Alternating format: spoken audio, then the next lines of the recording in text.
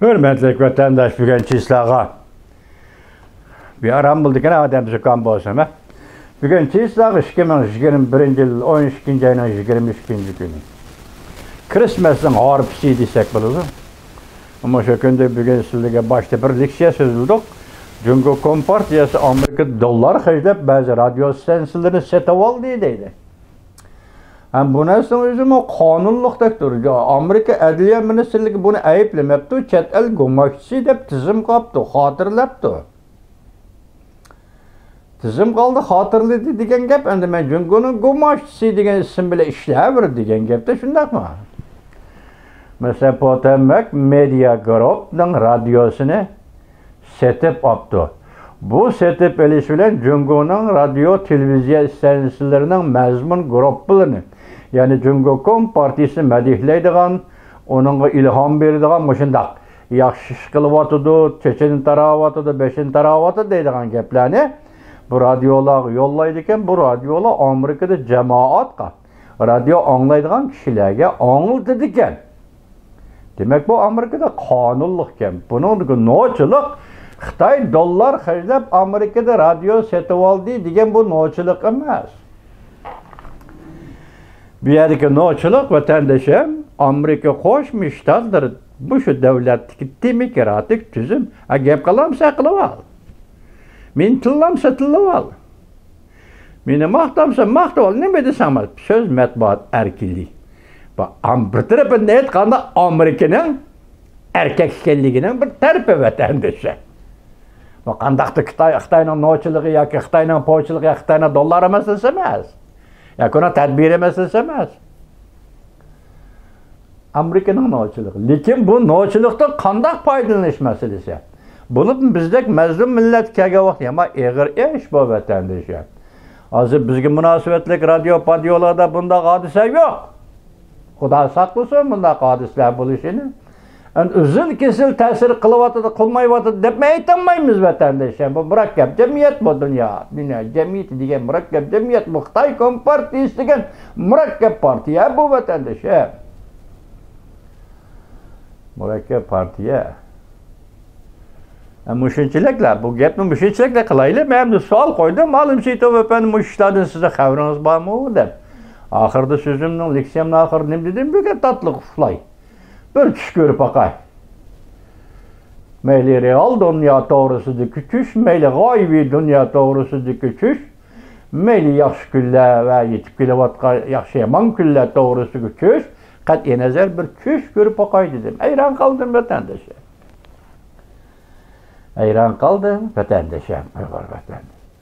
Endi ikkinchi nuqtada tuyuqsiz biz turgan leksiyada so'zlagan yoki vaziyat va muhokamada Paranqaga nima degan edik? Shinzo Abe Yaponiyaning vaziri tuyuqsiz bugun nima bo'ldi? Ukraina masalasi, Rossiya masalasini eg'iz qoldi, ham buni Tayvan bo'g'izi vaziyatiga tatbiq qildi, taqqos qildi. Nima sabab? deb savol qo'ygan edik. Ya'ni bugun tuyuqsizlar. Rossiya Federatsiyasining prezidenti Vladimir Putin nima debdi? Bishorat. To'qinish yuz berdi. Lekin Vladimir Putinning og'zaki to'qinishdan qaraganda bu NATO, G'arb dunyosi bilan Rossiya o'rtasida to'qinish yuz berdi deganlik bo'lsa kerak.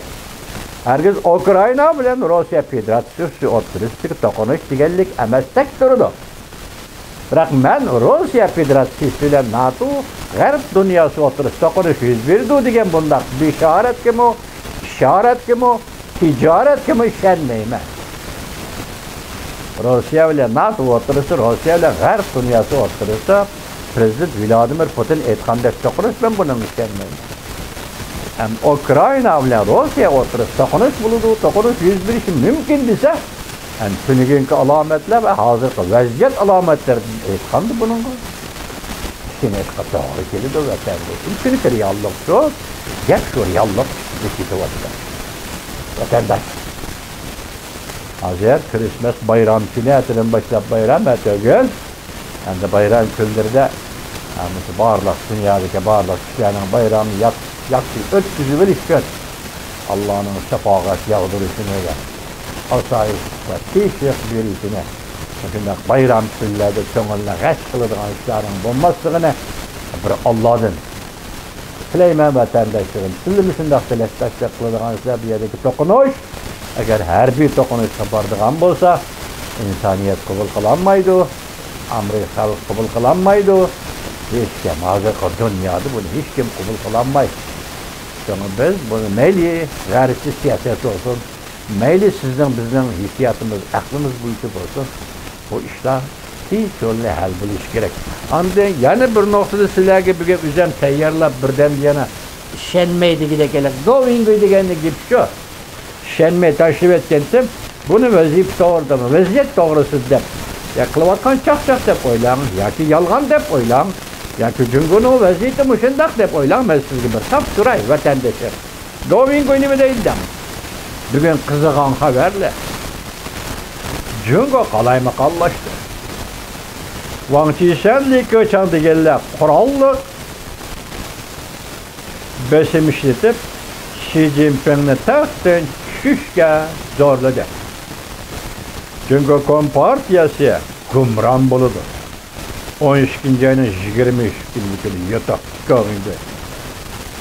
Akbarat 12. ayının 23. günü mühim haber.